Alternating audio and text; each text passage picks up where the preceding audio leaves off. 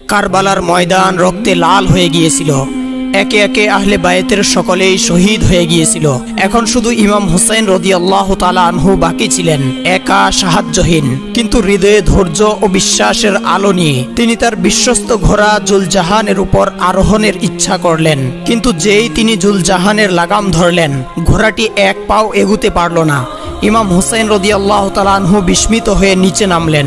যখন তার দৃষ্টি নিচের দিকে গেল, তার আত্মা কেঁপে উঠল। একটি 4 বছরের নিষ্পাপ শিশুকন্যা সৈয়দা সাকিনা জুলজাহানের পায়ের সাথে জড়িয়ে ধরে কাঁদতে কাঁদতে বলছিল, হে জুলজাহান, আমার বাবাকে নিয়ে যেও না, যে গেছে সে আর ফিরে আসেনি, আমার বাবাকে নিয়ে যেও না। এই দৃশ্য কিয়ামতের চেয়ে কম ছিল না। ইমাম হুসাইন রাদিয়াল্লাহু তাআলা আনহুর হৃদয় টুকরো টুকরো হয়ে গেল। তিনি সৈয়দা সাকিনাকে কোলে তুলে নিলেন, বুকে জড়িয়ে ধরলেন, তার চোখের জল মুছলেন। কিন্তু তাকদীরের ফয়সালা অন্যরকম ছিল।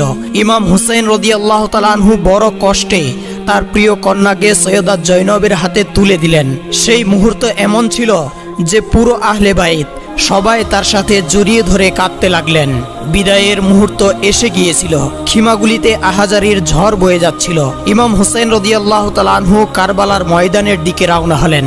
সেখানে তিনি এমন শৌর্যবীর্য, এমন ধৈর্য এবং এমন মহান যুদ্ধ করলেন যে ইয়াজিদি সৈন্যদের পা উপড়ে গেল।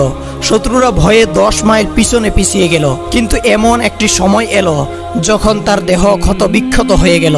ইমাম হুসাইন রাদিয়াল্লাহু তাআলা আনহু তখন জুলজাহানের উপর ছিলেন। তখনই একটি নুরানি আওয়াজ শোনা গেল। কে যেন তাকে বলছে, হে হুসাইন, আমি তোমার উপর সন্তুষ্ট, তুমিও আমার উপর সন্তুষ্ট হও। এই আওয়াজ শুনে হুসাইন রাদিয়াল্লাহু তাআলা আনহুর ঠোঁটে হাসি ফুটল, কিন্তু চোখ থেকে অশ্রু ঝরছিল, কারণ তিনি জানতেন পিছনে খিমায় একটি ক্ষুদ্র প্রাণ তার বিরহে কাতরাচ্ছে। যখন ইমাম হুসাইন রাদিয়াল্লাহু তাআলা আনহু এক আল্লাহর হুকুমকে হৃদয়ে ধারণ করে জুলফিকারকে কোষে ধরলেন, সেই মুহূর্তটি কায়নাতের জন্য যেন শেষ নিঃশ্বাসের মতো ছিল। তিনি তলোয়ার চালালেন না, কারো উপর আঘাত করলেন না। এখন শুধু আল্লাহর রেজা পূর্ণ হওয়ার সময় ছিল। কিন্তু ইয়াজিদিরা এই নীরবতাকে দুর্বল ভেবে একসাথে আক্রমণ করলো। নেজা, তীর, তলোয়ার সব দিক থেকে বর্ষিত হতে লাগলো। এই সময় সীমার নামক একজন নিষ্ঠুরতম ব্যক্তি এগিয়ে এলো এবং এমন জোরে নেজা মারলো যে ইমাম হুসাইন রাদিয়াল্লাহু তাআলা আনহু তার ঘোড়া থেকে মাটির দিকে ঝুঁকে পড়লেন। এমন সময় আরেক নিষ্ঠুর তার কপালে এমন তীর মারলো যে সেই ক্ষত আকাশকেও বিদীর্ণ করলো। ইমাম হুসাইন রাদিয়াল্লাহু তাআলা আনহু মাটিতে পড়ে গেলেন। সেই মুহূর্তে আরশে ইলাহি কেঁপে উঠল, জমিন দুলে উঠল, কারবালার বালু ধৈর্য হারালো, কাবার দেওয়ালে ফাটল ধরে গেল। আকাশ থেকে যেন আওয়াজ এলো, হুসাইন মাটিতে পড়ে গেছেন।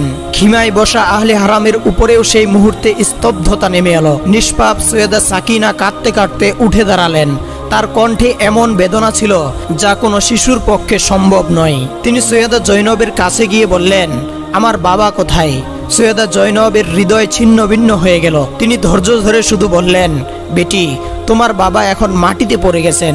একথা শুনে সৈয়দা সাকিনা পাগলের মতো খিমা থেকে বেরিয়ে পড়লেন। চারপাশে ছিল নিষ্ঠুর সৈন্যদল, নেজা, তীর, তলোয়ার। কিন্তু এই ক্ষুদ্র রাজকন্যা সবকিছুকে অগ্রাহ্য করে শুধু একটি প্রশ্ন করতে থাকলেন, আমার বাবা হুসাইন কোথায়? এক পাষাণ হৃদয় ইয়াজিদি এগিয়ে এসে ঘৃণার সাথে জিজ্ঞাসা করলো, তোমার বাবার নাম কি? সৈয়দা সাকিনা অত্যন্ত নিষ্পাপ ভাবে বললেন, আমার বাবার নাম হুসাইন। তখন সেই নিষ্ঠুর একটি তীর বের করে ইমাম হুসাইন রাদিয়াল্লাহু তাআলা আনহুর ক্ষতবিক্ষত দেহের দিকে ইশারা করে বললেন, দেখো তো, এটাই তোমার বাবা কিনা? এই দৃশ্য ছিল ইতিহাসের সবচাইতে বেদনাদায়ক দৃশ্য। সৈয়দা সাকিনা কাঁদতে কাঁদতে তার বাবার কাছে ছুটে গেলেন। তার সামনে যে দৃশ্য ছিল তা কোনো চোখের পক্ষে সহ্য করা ছিল অসম্ভব। সীমার নিষ্ঠুরতার চূড়ান্ত পর্যায়ে পৌঁছে গিয়েছিল। সে ইমাম হুসাইন রাদিয়াল্লাহু তাআলা আনহুর গলায় খঞ্জর চালাচ্ছিল। সৈয়দা সাকিনা সেখানে পৌঁছাতেই সে আরো তীব্রভাবে আঘাত করতে লাগলো। খঞ্জর দেখিয়ে দেখিয়ে সে এই ক্ষুদ্র শিশুটিকে কষ্ট দিচ্ছিল।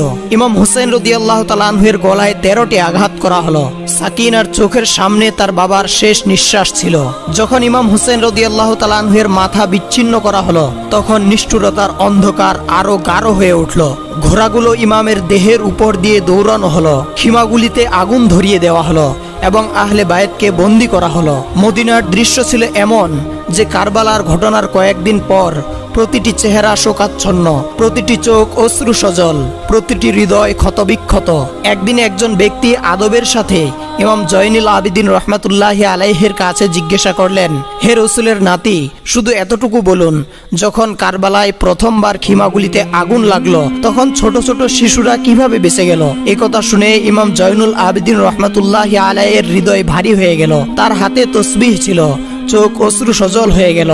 তিনি কাঁপতে কাঁপতে তসবিহ ভেঙে ফেললেন এবং কাঁদতে কাঁদতে বললেন, যেমন তসবিহের দানা ভেঙে ছড়িয়ে পড়ে, তেমনি যখন খিমাগুলিতে আগুন লাগলো তখন রসুলের আহলে বায়াতের ছোট ছোট শিশুরা চিৎকার করতে করতে কাতরাতে কাতরাতে ছড়িয়ে পড়ল।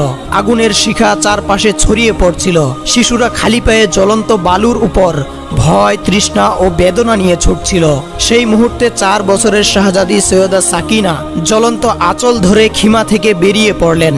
ভীত চোখে তার মুখে শুধু একটি প্রশ্ন ছিল, আমার বাবা কোথায়? কিন্তু সেই নিষ্ঠুর সৈন্যদলের এই নিষ্পাপ শিশুর প্রতি কোনো দয়া হলো না। সীমার এগিয়ে এসে নিষ্ঠুরতার চূড়ান্ত পর্যায়ে পৌঁছে সৈয়দা সাকিনার কাছে এসে তার কানের দুল ছিনিয়ে নিল।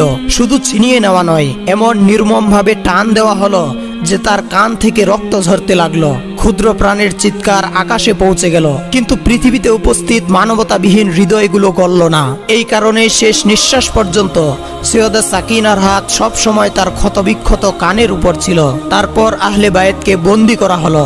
সৈয়দা সাকিনা যখনই তার বাবা ইমাম হুসাইনের পবিত্র মাথা মুবারক দেখতেন তখন গভীর দুঃখে কাঁদতে শুরু করতেন। কিন্তু এখানেও নিষ্ঠুরতা থামল না। সীমার সৈয়দা সাকিনাকে চর মারত। এত চর মারা হলো যে তার নিষ্পাপ মুখ থেকে রক্ত ঝরতে লাগলো। 4 বছরের শিশুকে তার বাবার বিরহে কাদার অনুমতি দেওয়া হলো না। কাফেলা চলছিল, কিন্তু এক জায়গায় হঠাৎ থেমে গেল। জানা গেল যে নেজায় ইমাম হুসেন রাদিয়াল্লাহু তাআলা আনহুর পবিত্র মাথা ছিল, সেই নেজা থেমে গেছে, যেন মাটি তাকে আটকে দিয়েছে, যেন হুসেন রাদিয়াল্লাহু তাআলা আনহুর মাথা মুবারক নিজেই থেমে যেতে বাধ্য হয়েছে। সীমার বিয়াদবি করে ইমাম জয়নুল আবিদিনকে বলল, তোমার বাবা কেন এগুচ্ছেন না? ইমাম জয়নুল আবিদিন দৃষ্টি তুললেন, চোখে অশ্রু, হৃদয়ে ঝড়। তিনি আস্তে করে সৈয়দা জয়নবকে বললেন, ফুপু আম্মা, বাবার মাথা থেমে গেছে। একথা শুনে সৈয়দা জয়নব আতঙ্কিত হয়ে গেলেন। তিনি চারপাশে দৃষ্টি ঘুরিয়ে দেখলেন, সৈয়দা সাকিনা সেখানে নেই। কাফেলা চলছিল, শিকলের শব্দ হচ্ছিল এবং এখন একটি নতুন শোক শুরু হতে চলেছিল। সৈয়দা সাকিনা নিখোঁজ ছিলেন। শামের যাত্রায় কারবালার বন্দীদের কাফেলা চলতে চলতে হঠাৎ থেমে গেল। সবাই বিস্মিত, কি কারণে কাফেলা থেমেছে? ইমাম জয়নুল আবিদিনের দৃষ্টি আকাশের দিকে ছিল, হৃদয়ে অস্থিরতা, চোখে অশ্রু। সৈয়দা জয়নব চারপাশে তাকাতে লাগলেন। হঠাৎ তার দৃষ্টি একদিকে গেল। সেখানে একজন নেকাব পরা নারী ছিলেন, যার কোলে সৈয়দা সাকিনা ছিলেন। সেই মুহূর্তে তিনি শান্তিতে এক মমতাময়ীর কোলে ছিলেন। সেই নারী তাকে ভালোবেসেছিলেন, তার ক্ষতগুলি ধুয়ে দিচ্ছিলেন, তার এলোমেলো চুল ঠিক করছিলেন, তার কাপা ঠোঁট শান্ত করছিলেন। সৈয়দা জয়নব কাছে এসে জিজ্ঞাসা করলেন, হে বিবি, আপনি কে?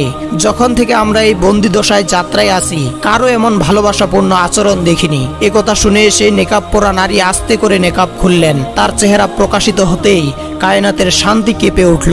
সৈয়দা জয়নবের ঠোঁট থেকে অবচেতন অবস্থায় আওয়াজ বেরিয়ে এলো, মা।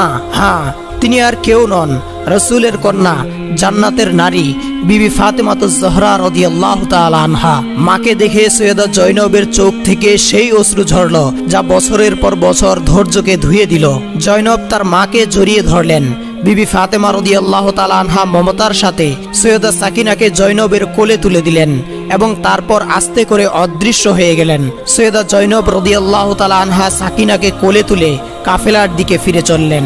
তিনি সবে পৌঁছেছেন এমন সময় সীমার এগিয়ে এসে সৈয়দা সাকিনাকে জোরে চর মারল। বয়সের কোনো খেয়াল নেই, মুখের কোনো লজ্জা নেই, শুধু নিষ্ঠুরতা। চিৎকার করে সৈয়দা সাকিনা কেঁদে উঠলেন। চর খেয়ে বলে উঠলেন, চাচা আব্বাস, আপনি কোথায়?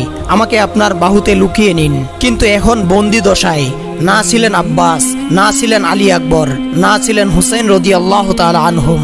সীমার নিষ্ঠুরতার সীমা অতিক্রম করে সৈয়দা সাকিনাকে উটের পিঠে একটি দড়ি দিয়ে বেঁধে দিল। সেই ক্ষুদ্র প্রাণ, যিনি ইতিমধ্যে যাত্রা ও বেদনায় ক্লান্ত ছিলেন, যখন দড়িতে বাঁধা অবস্থায় কাফেলার সাথে টেনে নিয়ে যাওয়া হচ্ছিল, সীমার মারধর করতে করতে বলছিল, এখন কাফেলা থামবে না, আমাকে দ্রুত ইয়াজিদের দরবারে পৌঁছাতে হবে। আমি হুসাইনের মাথা কেটেছি, আমি পুরস্কার, সম্মান এবং ধন সম্পদ সব পাবো। অবশেষে কাফেলা শামে পৌঁছালো এবং ইয়াজিদের দরবারে হাজির করা হলো। ইয়াজিদ তখ্তের উপর বসা ছিল। সে পিছনে ফিরে তার সৈন্যদের জিজ্ঞাসা করলো, এরা কারা? সৈন্যরা উত্তর দিল, এরা আলী রাদিয়াল্লাহু তাআলা আনহুর কন্যা, হুসাইন রাদিয়াল্লাহু তাআলা আনহুর আহলে বাইত।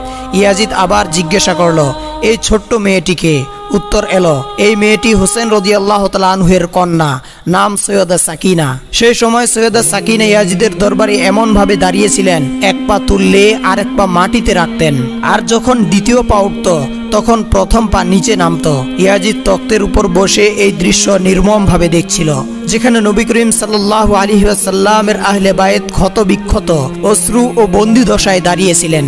ইয়াজিদ উপহাসের সুরে জিজ্ঞাসা করলো, হে সাকিনা, তুমি এভাবে কেন দাঁড়িয়ে আছো? এক পা উপরে এক পা নিচে, কেউ কি তোমাকে বসতে দেয়নি? সৈয়দা সাকিনা কাপা কণ্ঠে উত্তর দিলেন, না, তোমার সৈন্যরা আমাদের এমন দড়ি দিয়ে বেঁধেছে যে আমরা দুই পা একসাথে মাটিতে রাখতে পারি না। একথা শুনে দরবারে কিছুক্ষণের জন্য নীরবতা ছেয়ে গেল, কিন্তু ইয়াজিদ, যার হৃদয় দয়া থেকে শূন্য ছিল, কপট হাসি দিয়ে বলল, দড়িগুলি খুলে দাও। সৈন্যরা এগিয়ে এসে সৈয়দা সাকিনার দড়ি খুলে দিল। তারপর ইয়াজিদ সৈয়দা সাকিনাকে উদ্দেশ্য করে বলল, আমরা শুনেছি তোমার বাবা হুসাইন তোমাকে খুব ভালোবাসতেন, তুমি কি তোমার বাবার সাথে দেখা করতে চাও? সৈয়দা সাকিনা কাঁদতে কাঁদতে মাথা নাড়ালেন। তার চোখ থেকে অশ্রু ঝরছিল, কান থেকে এখনো রক্ত ঝরছিল। ইয়াজিদ হাতের ইশারায় একটি তশত আনার হুকুম দিল এবং বলল, আয়, আমি তোকে তোর বাবার সাথে দেখা করিয়ে দিচ্ছি। যেই না তশতের উপর থেকে কাপড় সরানো হলো, সেই দৃশ্য এমন ছিল যে আকাশ কেঁপে উঠল। তশতে ছিল হযরত হুসাইন রাদিয়াল্লাহু তাআলা আনহুর পবিত্র মাথা। এটি দেখে সৈয়দা সাকিনার মুখ থেকে একটি চিৎকার বেরিয়ে এলো। কাঁদতে কাঁদতে তিনি এগিয়ে গেলেন, কিন্তু ইয়াজিদ বলল, না সাকিনা, এভাবে নয়। যদি তুমি সত্যিই তোমার বাবাকে ভালোবাসো তাহলে ওখান থেকে ডাকো, দেখি তিনি কি তোমার ডাক শুনে তোমার কাছে আসেন কিনা। একথা শুনে সৈয়দা সাকিনা তশতের দিকে তাকিয়ে অসহায়ভাবে বললেন, বাবা, এই ইয়াজিদ আমার ভালোবাসার পরীক্ষা নিচ্ছে, আপনি এসে পড়ুন। যেই না এই নিষ্পাপ আওয়াজ তার ঠোঁট থেকে বের হলো, অমনি সেই দৃশ্য এলো যা দেখে ইতিহাসের বুক কেঁপে উঠল। তশতে রাখা হুসাইন রাদিয়াল্লাহু তাআলা আনহুর মাথা নিচ থেকে উঠে গেল এবং সোজা সৈয়দা সাকিনার কোলে চলে গেল। দরবারের সবাই স্তব্ধিত হয়ে গেল, কেউ কেউ মুখ নত করল, কারো ঠোঁটে কাঁপুনি ছিল। সৈয়দা সাকিনা তার বাবার শুকিয়ে যাওয়া ঠোঁটে চুমু খেলেন, কপালে হাত বুলালেন এবং মাথাটি বুকে জড়িয়ে অঝরে কাঁদতে লাগলেন। ইয়াজিদের এখনো ভয় হচ্ছিল। সে তাড়াতাড়ি সৈন্যদের হুকুম দিল, সবাইকে কারাগারে বন্দী করো। আহলে বায়েত, যার মধ্যে বিবি জয়নব, ইমাম সাজ্জাদ এবং বাকি নারী ও শিশুরা ছিলেন, তাদের সবাইকে দামেস্কের ঠান্ডা ও পাথুরে কারাগারে ফেলে দেওয়া হলো। সেই রাত কিয়ামতের রাতের চেয়ে কম ছিল না। কারাগারে বিবি সৈয়দা সাকিনা কাঁদতে কাঁদতে ঘুমিয়ে পড়লেন। তারপর সেই স্বপ্ন এলো যা কারাগারকে অশ্রুতে ভরিয়ে দিল। সৈয়দা সাকিনা স্বপ্নে তার বাবাকে দেখলেন। তিনি সাদা পোশাকে তাশরিফ নিয়ে এসেছিলেন। তার চেহারায় নূরের আলো ছিল, হাত প্রসারিত এবং মুখে ছিল একটি মায়াময় হাসি।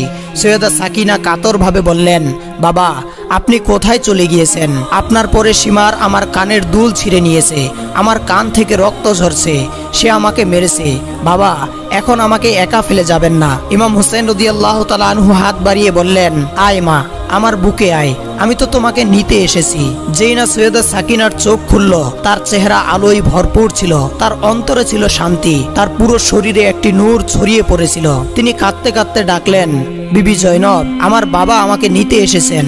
একথা শুনে কারাগারে কান্নার আওয়াজ গুঞ্জরিত হলো। বিবি জয়নব, ইমাম সাজ্জাদ এবং সমস্ত আহলে বায়েত সৈয়দা সাকিনাকে বুকে জড়িয়ে ধরে কাঁদতে লাগলেন এবং বললেন, সাকিনা, তুমি এখনো খুব ছোট, কিন্তু তুমি কারবালার প্রতিটি বেদনা সহ্য করে এমন ধৈর্যের উদাহরণ স্থাপন করেছ যা চিরকাল অম্লান থাকবে। রাতের অন্ধকারে দামেস্কের প্রাসাদ নীরব ছিল। ইয়াজিদ তার নরম বিছানায় ঘুমানোর চেষ্টা করছিল, কিন্তু কারাগার থেকে ভেসে আসা আহাজারি তার শান্তির ঘুম কেড়ে নিচ্ছিল। সে অস্থির হয়ে উঠে বসলো এবং জোরে সৈন্যদেরকে ডাকলো। এই আওয়াজ কি? এই কান্না ও হৃদয় বিদারক শব্দ কোথা থেকে আসছে? সৈন্যরা মাথা নত করে বলল, হে বাদশাহ, এটি আহলে বায়েতের কান্না, তারা হযরত হুসাইনকে স্মরণ করে কাঁদছেন। ইয়াজিদ ক্রোধ ও বিরক্তির সাথে বলল, তাদের এই কান্না আমাকে ঘুমোতে দিচ্ছে না। এমন করো যে তাদের হুসাইনের মাথা ফিরিয়ে দাও, যাতে তারা চুপ করে আর আমি শান্তিতে ঘুমাতে পারি। হুকুম পেয়ে সৈন্যরা কারাগারের দিকে রওনা হলো এবং সেই নূরে জলজলে তস্ত যেখানে ইমাম হুসাইন রাদিয়াল্লাহু তাআলা আনহুর পবিত্র মাথা ছিল তা আহলে বায়েতের সামনে রাখা হলো। তস্ত দেখে কারাগারে এক ঝড়ের মতো পরিস্থিতি তৈরি হলো। বিবি জয়নব, ইমাম সাজ্জাদ এবং অন্যান্য নারী ও শিশুরা কাঁদতে লাগলেন। এই অবস্থায় বিবি জয়নব অসুস্থ ও অর্ধচেতন সৈয়দা সাকিনাকে আস্তে আস্তে জাগালেন। সাকিনা, জাগো, দেখো বেটি, তোমার বাবা এসেছে। ক্ষুদ্র শাহজাদি দুর্বল দেহ নিয়ে চোখ খুললেন। যখন তিনি তার পাশে হুসেন রাদিয়াল্লাহু তাআলা আনহুর মাথা দেখলেন তখন কাঁদতে কাঁদতে তা কোলে তুলে নিলেন। বাবা, আপনি আমাকে ছেড়ে কোথায় চলে গিয়েছেন? আপনাকে ছাড়া আমার প্রতিটি দিন কিয়ামতের মতো কাটছে। বাবা, আপনি ফিরে এলেন না কেন? আপনি প্রতিশ্রুতি দিয়েছিলেন আমাকে একা ফেলে যাবেন না। সৈয়দা সাকিনা, যিনি মাত্র 4 বছরের ছিলেন এবং যার দেহ বন্দিদশা, ক্ষুধা, তৃষ্ণা, ক্ষত ও নিষ্ঠুরতার ভারে ক্লান্ত ছিল, তিনি হুসেন রাদিয়াল্লাহু তাআলা আনহুর মাথা বুকে জড়িয়ে এত কাঁদলেন যে কারাগারের দেওয়াল অশ্রুতে ঝরতে লাগলো। আহলে বায়েতের কান্নার আওয়াজ আরো তীব্র হয়ে উঠল। ফেরেশতারা আকাশ থেকে ঝুঁকে এসে এই দৃশ্য দেখতে লাগলো। পৃথিবীর কোনো হৃদয় এমন ছিল না যে কাতরায়নি। কাঁদতে কাঁদতে হঠাৎ সৈয়দা সাকিনার আওয়াজ নীরব হয়ে গেল। সবাই ভাবলো হয়তো তিনি ঘুমিয়ে পড়েছেন। কিন্তু যখন বিবি জয়নব তাকে ধরে দেখলেন তখন তার হৃদয় কেঁপে উঠল। নিষ্পাপ সৈয়দা সাকিনা এই দুনিয়া থেকে বিদায় নিয়েছেন। তিনি তার বাবার মাথা বুকে জড়িয়ে তার রবের কাছে চলে গিয়েছেন। সেই কারাগার যা আগে নিষ্ঠুরতার সাক্ষী ছিল এখন শোকের এক নতুন ইতিহাস তৈরি করলো। বিবি জয়নব, ইমাম সাজ্জাদ এবং সমস্ত আহলে বায়েত সেই কারাগারে সৈয়দা সাকিনার জন্য একটি ক্ষুদ্র কোণ তৈরি করলেন।